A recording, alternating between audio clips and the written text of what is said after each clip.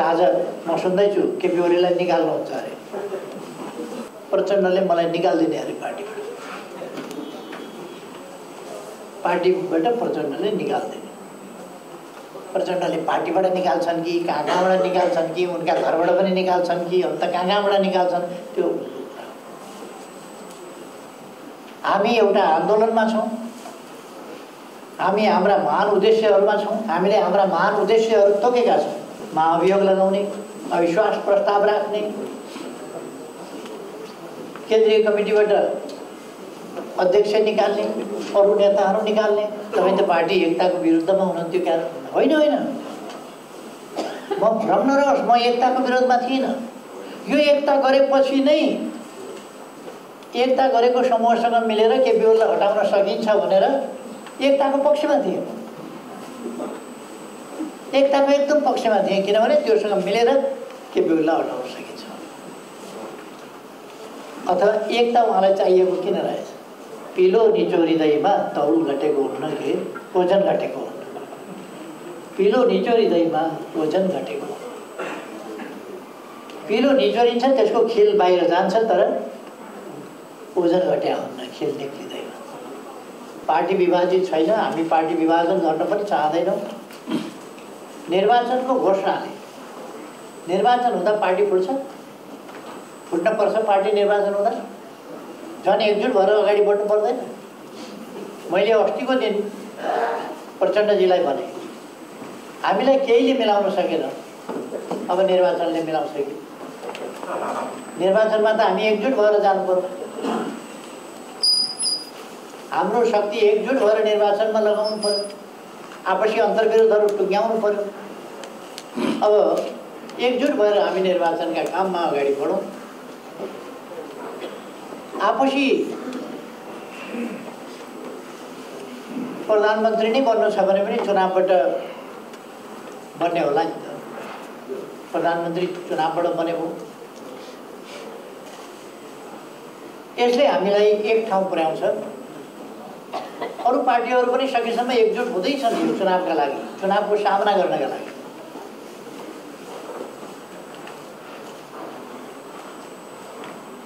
हामी उहाँहरू त मान्नु भएन, उहाँहरू बेग्लै संसारमा, बेग्लै सपनामा, कसले हालेको ब्याट्रीबाट चल्दै हुनुहुन्छ, कसले दिएको पम्पबाट चल्दै हुनुहुन्छ, मलाई थाहा छैन। तर उहाँहरू यस धरतीमा, यस धरतीको भूमिमा, यस धरतीको जगमा, कार्यकर्ताको जगमा र जनताको विश्वासको जगमा चलिरहनु भएको छैन। अहिलेको आवश्यकता अनुसार उहाँहरू चलिरहनु भएको छैन। अहिले देश र जनताको चाहना परिपूर्ति गर्न उहाँहरू चलिरहनु भएको छैन। तपाईहरुलाई थाहा छ ममाथि हमला कति बेला हुन्छ, तपाईहरुलाई थाहा छ। मेरो आफ्नै जीवनमा, मेरो आफ्नै अनुभवका हिसाबले भन्ने हो भने, जब देशमा निरङ्कुश राजतन्त्र थियो, तानाशाही पञ्चायती व्यवस्था थियो, अधिनायकवादी शासन थियो, त्यस बेला लोकतान्त्रिक गणतन्त्रका लागि हामीले आन्दोलन सुरु गर्यौं। हमला भयो। मैले आफै व्यक्तिगत तवरमा पनि के झेल्नु परेको छ भन्ने मैले अलिकति सुनाउन खोजेँ। त्यसबेला हामीले आक्रमण सहनु पर्यो, मैले पनि आक्रमण सहनु पर्यो, मैले जेलमा पनि बस्नु पर्यो, अरू साथीहरूले पनि बस्नु पर्यो। हामी माथि हमला कति बेला भयो भने, जति बेला हामीले जनताका लागि, देशका लागि एउटा निर्णायक आन्दोलनको उद्घोष गरेर अगाडि बढ्यौं, त्यसबेला हमला भयो। त्यसपछिका दिनहरू पनि म थुप्रै सम्झिन्छु, तर पछिल्लो समयको मात्रै कुरा गरौँ। म प्रधानमन्त्री भएपछि नाकाबन्दीका विरुद्ध हामीले संविधान जारी गर्यौं। संविधान जारी गरे बापत हमला भयो। नाकाबन्दी हामी माथि लगाइयो। नाकाबन्दीका विरुद्ध हामीले डटेर सामना गर्यौं। त्यसबेला आलोचना र विरोध हाम्रा विरुद्ध केन्द्रित गरियो। देश बर्बाद बनाउने भयो। नसक्ने ठाउँमा सिङ जोडाउन पुग्यो। छिमेकीहरूसँग सम्बन्ध बिगार्यो। हामीले सम्बन्ध बिगारेको थिएन, हामी त नाकाबन्दी भोगिरहेका थियौँ र त्यसको विरुद्ध भोको पेटमा सामना गरिरहेका थिए। तर पनि हाम्रो राष्ट्रको स्वाभिमान सार्वभौमसत्ताका लागि लड्दा देशभित्रै आलोचना गर्ने मान्छेहरू थिए, शक्तिहरू थिए। हाम्रै पार्टीका शीर्ष नेताहरूले एउटा व्यक्तिको दुर्बुद्धिको कारणले बोल्न नजानेर देश नै अप्ठ्यारोमा पर्ने स्थिति भयो, अब नेतृत्व फेर्नुपर्छ भनेर सार्वजनिक ढङ्गले बोलेर अभियान थाल्यो। चीनतिरबाट हामी एउटा देशबाट घेरिएका थियौँ। चीनतिरबाट पनि बाटो खोलेपछि त सहिसक्नै भएन, तीव्र भयो हमला। चीनतिरबाट पारवन र यातायात सम्बन्धी सन्धि भएपछि, हामीले चीनतिरका विभिन्न नाकाहरू खोलेपछि, विभिन्न बाटाहरू बनाएपछि चीनसँग जोड्ने बाटा बनाइयो भनेर हामी माथि हमला भयो। हाम्रा दुर्गम ठाउँहरू चीनसँग जोडिएका छन्, सीमाना जोडिएका छन्, त्यो दुर्गम ठाउँमा बाटा नबनाएर हामी देशको विकास कसरी गर्न सक्छौँ? त्यसकारण हामीले चीनसँग सम्बन्ध जोड्नै पर्थ्यो, बाटाहरूले जोड्नै पर्थ्यो, हवाई जोड्नै पर्थ्यो। अनेक कनेक्टिभिटीका अनेक ट्रान्स हिमालयन कनेक्टिभिटी, हिमाल पार सम्बन्ध, आवागमन, त्यो हवाई या दूरसञ्चार या अरू रेलमार्ग, अरू बाटा, विभिन्नका बाटाबाट हामीले माध्यमबाट खोल्यौँ। त्यसो भएपछि हाम्रा विरुद्ध यति तीव्र हमला भयो कि त्यो सरकार ढलाई छोड्यो। म कमरेडहरूलाई प्रश्न गर्न चाहन्छु, देशका लागि त्यति दृढताका साथ, त्यति स्पष्ट दृष्टिकोणका साथ केही हुँदैन क्या र यस देशमा भन्ने ठाउँमा जनताका सपनाहरू, ओइलाएका सपनाहरू जगाएर, विकासको एउटा लहर चलाएर, राष्ट्रिय भावना जगाएर, राष्ट्रिय स्वाभिमानलाई माथि उठाएर, देशलाई एक लय र एक तालमा समृद्धिको बाटोमा अगाडि बढाउने त्यो सरकार, त्यति उपलब्धि साथ अगाडि बढेको सरकार गिराउनेमा हाम्रै पार्टीका नेताहरू भएका र अविश्वासको प्रस्ताव माथि बोल्दा अविश्वासको प्रस्तावको आफ्नै पार्टीका नेताहरूले समर्थन गरे त्यसबेला। त्यो कुरा पनि मलाई सम्झना छ। हाम्रै सांसदहरूको शिर नेउरिएको थियो त्यति बेला, त्यो थाहा छ। अब एउटा परिस्थिति अहिले फेरि आयो। हामीले हाम्रो देशको सम्पूर्ण भूभाग सामेल गरेर नक्सा छाप्यौँ। हाम्रो देशको सम्पूर्ण भूभाग सामेल गरेर, हामीले अरूको भूभाग सामेल गरेको होइन, हाम्रो भूभाग सामेल गरेर नक्सा छाप्यौँ। र त्यो नक्सालाई, नक्सा मात्रै छापेर, त्यो कुनै पोस्टर होइन, हामीले छापेको राष्ट्रको सार्वभौम सत्ता र भूगोल, सार्वभौम सत्ता सम्पन्न हाम्रो भूगोलको हो। त्यो भूगोल नक्साबाट समेत बाहिर पारिएको थियो। सुगौलीको सन्धिपछि हामीले 146 वर्षसम्म भोग चलन गरेको जमिन 58 वर्ष अगाडि कालापानीमा भारतीय फौज बस्यो र त्यसभन्दा उताको लिपुलेक र लिम्बियाधुरा बाटामा फौज बसेर ब्लक गरिदिएपछि उतैको जस्तो गरेर हट्यो। या त मिटिङबाट फोनहरू गर्ने चाहिँ ठ्याक्कै बन्द गरौँ है साथीहरू, मिटिङमा फोन बज्ने गर्ने कुरा पनि स्विच कम्प्लिटली गरौँ। त्यसपछि यो संविधान संशोधन गरियो, सर्वसम्मतिले गरियो। संविधान बनाउँदा पनि सर्वसम्मति भएको थियो। कुनै पनि कुरामा अहिलेसम्म संविधानको मामलामा राष्ट्रिय सहमति अथवा राष्ट्रिय सर्वसम्मति अहिलेसम्म भएको थियो। तर हामीले संविधानको प्रश्नमा राष्ट्रलाई एक ठाउँ पुर्यायौँ। कतिको छातीमा वार आएको, किन बलेको हो थाहा छैन।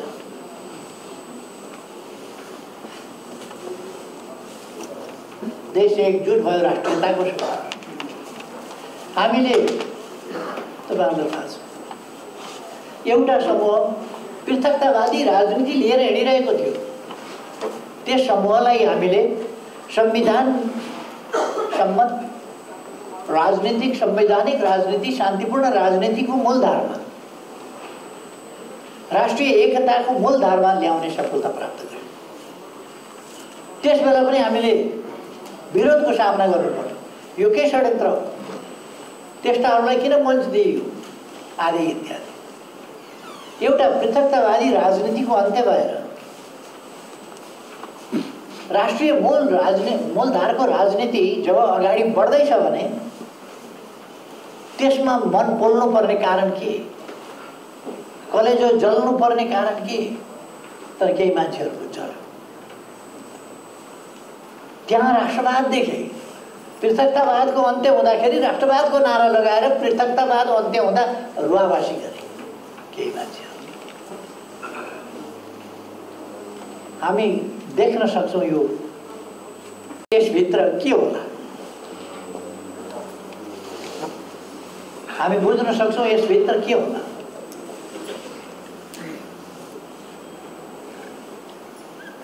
यति बेला त्यसै कारण हाम्रा विरुद्ध तीव्र होला।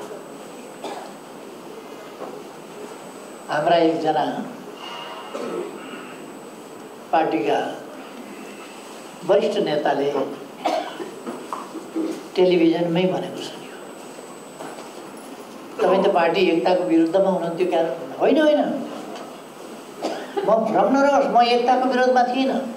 यो एकता गरेपछि नै एकता गरेको समूहसँग मिलेर केपी ओलीलाई हटाउन सकिन्छ भनेर एकताको पक्षमा थिए। एकताको एकदम पक्षमा थिए, किनभने त्योसँग मिलेर केपी ओलीलाई हटाउन सकिन्छ। अथवा एकता उहाँलाई चाहिएको किन रहेछ?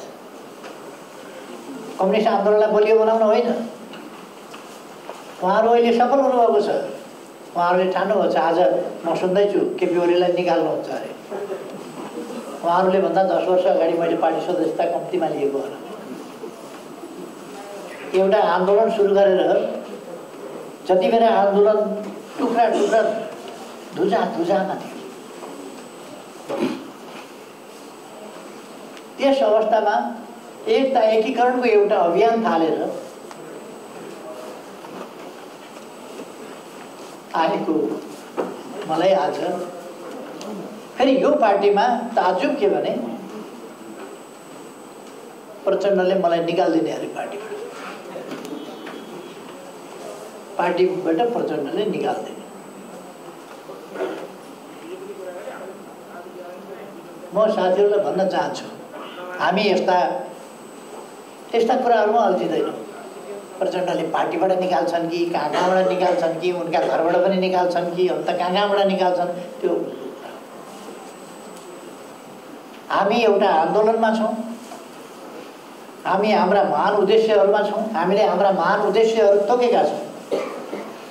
हामी समाजवादमा पुग्न चाहन्छौँ। अहिले त्यसकारण समाजवाद उन्मुख छौँ। समाजवाद उन्मुख भनेको लोक कल्याणकारी राज्यका अवधारणा अनुसार काम गर्दै, सामाजिक न्याय र समानताको अभिवृद्धि गर्दै, सुशासन र विकासको बाटोमा अगाडि बढेर हाम्रो समृद्ध नेपाल, सुखी नेपालीको राष्ट्रिय आकांक्षा पूरा गर्ने हाम्रो उद्देश्य त्यो हो। हामी देश उद्देश्यतर्फ अगाडि बढिरहेका छौँ। त्यस उद्देश्यका निम्ति हामीले एउटा वास्तवमै सशक्त आन्दोलन निर्माण गर्नु। त्यो आन्दोलन निर्माण गर्न, सञ्चालन गर्न र त्यसलाई ठिक ढङ्गले अगाडि बढाउनका लागि हामीसँग एउटा सशक्त पार्टी छ। त्यो सशक्त पार्टी एकताबद्ध हुनुपर्दछ। अघि मैले भनेका सही विचारहरूमा मार्क्सवादी दर्शन, मार्क्सवादी लेनिनवादी सिद्धान्त र हामीले लिएको हाम्रो गन्तव्यतर्फ अगाडि बढ्ने स्पष्ट मार्गचित्र, त्यसका निम्तिका कार्यक्रम, योजना, नीतिका साथ हामी अगाडि बढ्छौँ। त्यस्तो गर्नका लागि र त्यस्तो राष्ट्रिय आन्दोलन चलाउनका लागि हामीलाई सशक्त, मजबुत, एकताबद्ध, गतिशील पार्टी चाहिन्छ। त्यस्तो पार्टी निर्माणको एउटा नयाँ चरणमा फेरि हामी प्रवेश गरेका छौँ। तपाईँहरूलाई लाग्ला केही साथीहरू त आएन, यस्तो हुन्छ, आन्दोलन हुँदो रहेछ। हामीले नचाहेको कुरा हो। भरसक सबै साथीहरूलाई लिएर अगाडि बढौँ भन्ने सोचेको, तर उहाँहरू प्रमुख नेतालाई, प्रधानमन्त्री पनि वामपन्थी देख्नै नसक्ने उहाँहरू पहिले पनि तपाईँहरूले देख्नुभएको छ। उहाँहरूको राजनीतिक दृष्टिकोण छैन, वर्गीय दृष्टिकोण छैन, आन्दोलनको दृष्टिकोण छैन। आफ्नो पद, आफ्नो लाभ, आफ्नो हित, त्यो कुरा मात्रै छ। अघिल्लोपल्ट मैले नेतृत्व गरेको सरकार ढलाउनु किन पर्यो? उहाँहरूसँग जवाफ छ? उहाँहरूसँग कुनै जवाफ हुन सक्दैन। अहिले आएर उहाँहरू भन्नुहुन्छ अघिल्लो सरकार लोकप्रिय थियो भनेर। लोकप्रिय थियो भने ढालेको किन त? उहाँहरू नै भन्नुहुन्छ अहिले त्यो सरकार चाहिँ लोकप्रिय थियो, त्यसो भए ढाले किन? उहाँहरू नै हो ढाल्ने। अलिक पछि भन्नुहुन्छ अहिलेको सरकार त लोकप्रिय थियो, त्यति बेलाको चाहिँ भएन, अलिक पछि।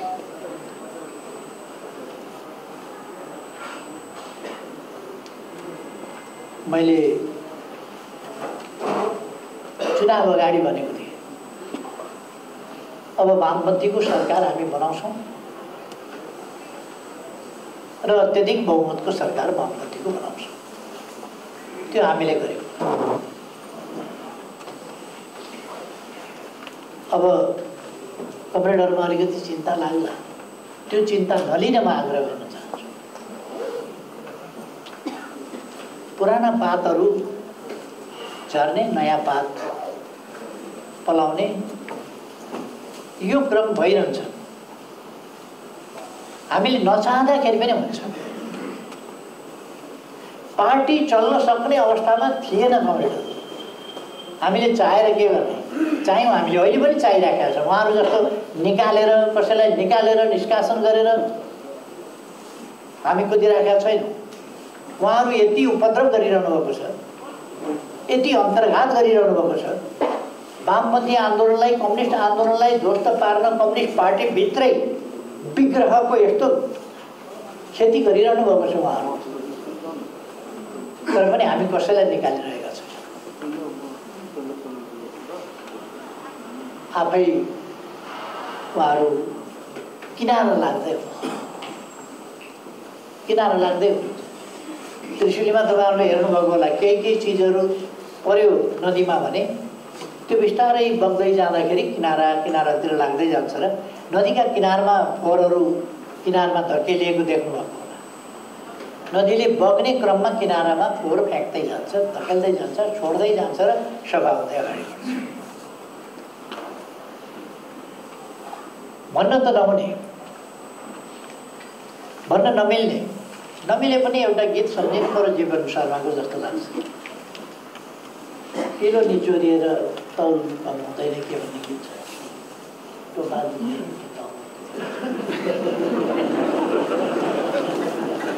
पिलो निचोरिँदैमा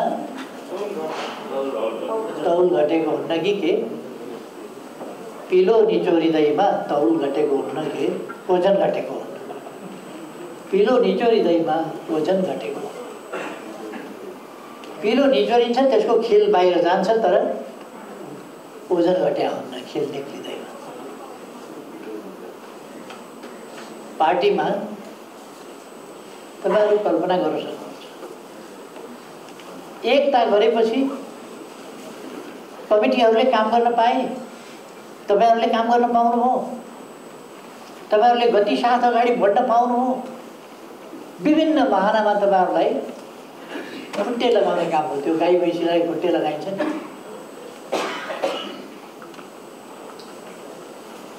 त्यो गाई गोरुलाई कहिले कहिले त्यो घाटोमा झुन्ड्याइन्छ नि, एउटा डोरी लाएर काट्छ, त्यस्तै झुन्ड्याउने काम हो। काम गर्न नपाउने, जनताका बिचमा स्पष्ट राजनीति लिएर गतिशील ढङ्गले जान नपाउने, संगठन एक ढिक्का भएर अगाडि बढ्न नपाउने, त्यस प्रकार हामीले एकीकरण गर्यौँ। 3 महिनाभित्र एकीकरणका काम टुङ्ग्याउने भन्ने निर्णय गरेका होइन। त्यो 3 महिना कहिले आउँछ त्यतापट्टि कहिल्यै ध्यान गएन। 2 वर्षभित्र महाधिवेशन गर्ने भनेका, गएको जेठ 3 गते भन्दा उतै महाधिवेशन सम्पन्न भइसक्यो। सम्भवतः विधानको धारा 17 मा 2 वर्षभित्र महाधिवेशन सम्पन्न भइसक्यो। तर महाधिवेशन गर्ने तर्फ कुनै सोच छैन, कुनै चिन्ता छैन, कुनै तयारी छैन।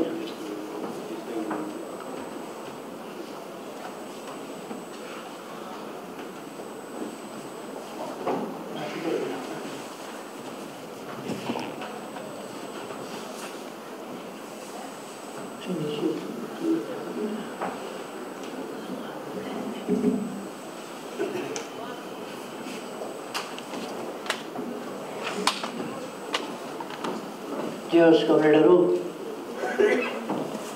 महाधिवेशन पनि हुन नसक्यो। भुइँचालो जाँदा हामीले कार्यकर्ता परिचालन गरेर अरू पनि पार्टी हुँदा त्यस बेलाको सरकारले पनि केही गर्न सकेन। तर हामीले हाम्रो कार्यकर्ता पङ्क्ति परिचालन गरेर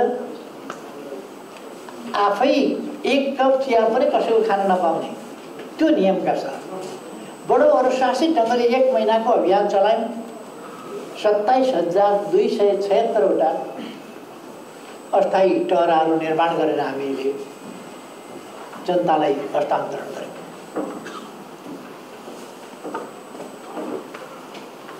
धेरै स्कुल भवनहरू लगभग 13,000 स्कुल विद्यालय र कलेजहरू निर्माण गरेर हस्तान्तरण 22,000 हामीले भग्नावशेषहरू सफा गर्ने काम गर्यौँ। जनतालाई अप्ठ्यारो परेका बेला ती कामहरू पार्टीले गर्न सक्छ, त्यस्ता राहतका काम गर्न सक्छ। तर अहिले पार्टी यत्रो कोभिड-19 को बिगबिगी छ, पार्टी केही गर्न सक्दैन। केही गर्न सक्ने अवस्थामा, कार्यकर्ता परिचालन गर्न सक्ने अवस्थामा पार्टी रहेन। विरोध मात्रै गर्न सक्ने संस्था विभिन्न प्रचारबाजीमा उत्रिने, टेलिभिजनमा गयो सरकारलाई गाली गर्यो, पत्रपत्रिकामा गयो सरकारलाई गाली गर्यो, रेडियो अन्तर्वार्ता दियो सरकारलाई गाली गर्यो, यसैमा समय खर्चिने। हामीले त्यसको जवाफ पनि दिन पाएनौँ, किन हामी अनुशासित छौँ। हामीले अनुशासन, मर्यादा, एउटा सुसंस्कृति कायम गर्नुपर्छ। त्यसकारण अब केही पनि गर्न नसक्ने अवस्था, पार्टी अगाडि बढ्न नसक्ने अवस्था हो, पार्टी सधैँ रुमल्लिने अवस्था हो। त्यसबाहेक अब त उहाँहरू महाभियोग लगाउने, अविश्वास प्रस्ताव राख्ने, केन्द्रीय कमिटीबाट अध्यक्ष निकाल्ने, अरू नेताहरू निकाल्ने, यो बाटोतिर पो खेती गरिरहेको छ। पार्टी एकता एकीकरण टुङ्ग्याउने, एकीकरणको बाटोबाट अगाडि बढाउने होइन, एकीकरणको बाटोबाट पार्टी अगाडि बढ्ने होइन, बरु उहाँहरू भत्काउने, कसैलाई निष्कासन गर्ने, कसैलाई कारवाही गर्ने, कुदेर राष्ट्रपति कहाँ पुग्ने, कुदेर सभामुख कहाँ पुग्ने, कुदेर कहाँ पुग्ने, यही प्रकारको खेती। त्यसकारण हामीले निश्चित समयभित्र लगभग 11 महिनाभित्र हामीले अब महाधिवेशन गरिसक्ने विचार गरेका छौँ। हामीले चुनावमा पनि जानु छ यसपछि। अब हामी चुनावको तयारीमा जुट्छौँ, चुनावमा जान्छौँ। अर्को हामी अब चुनावपछि अरू कामहरू बढी व्यवस्थित गर्नु छ। चुनाव अगाडि हामीले कमिटीहरूलाई व्यवस्थित गर्ने, विभागहरूलाई व्यवस्थित गर्ने, मातहतका कमिटीहरूलाई पुनर्गठन गर्ने, यावत कामहरू गर्नुपर्ने अवस्था छ। यी सबै काम गरेर हामी चुनावका लागि तयारी गर्छौँ। चुनावमा हामीले कम्तीमा 50 लाख लोकप्रिय भोट, 50 लाख लोकप्रिय भोट ल्याउनु पर्नेछ। समानुपातिकमा गिन्ती हुन्छ त्यो 50 लाख कमसेकम हामीले भोट ल्याउनु पर्नेछ। र हामीले दुई पार्टी मिलेर 116 सिटमा जितेका थियौँ। 116 सिटमा जितेका थियौँ भने अहिले त्यसमा 4 सिट थप्नु पर्नेछ, 120 सिट जित्नु पर्नेछ। हाम्रो अभियान कुन हिसाबले हामी सञ्चालन गर्न सक्छौँ, हाम्रो सफलता त्यसमा निर्भर गर्छ। हामी एउटा आँधी तुफानको रूपमा राष्ट्रिय राजनीतिलाई अगाडि बढाएर लिएर जान्छौँ, आँधी तुफानको रूपमा हाँकेर लिएर जान्छौँ। हामी राजनीतिमा सम्पूर्ण ढङ्गले समर्पित भएर काम गर्छौँ र हामी सही विचारको, सही उद्देश्यको ताकत दुनियाँलाई देखाउँछौँ। हामी हाम्रो एकताको बलको, एकताबद्ध सक्रियताको ताकत हामी देखाउँछौँ। हाम्रो व्यापक पार्टी पंक्तिको परिचालन, त्यसको ताकत हामी देखाउँछौँ। हामी त्यसै गरी जनपरिचालन, त्यसको ताकत हामी देखाउँछौँ। देशभक्तिमा के ताकत हुन्छ, राष्ट्रवादमा के ताकत हुन्छ, राष्ट्रिय स्वाभिमानमा के ताकत हुन्छ, त्यो हामी देखाउँछौँ। हाम्रो स्वच्छता कायम गर्ने, भ्रष्टाचार नियन्त्रण र निर्मूलन गर्ने, हाम्रा उद्देश्यहरूको, इमानदार उद्देश्यहरूको ताकत र सुशासन शान्ति कायम गर्ने हाम्रा नीति र व्यवहारको ताकत के हुन्छ, त्यो हामी देखाउँछौँ। र सर्वोपरि कुरा राजनीतिमा इमानदारिता,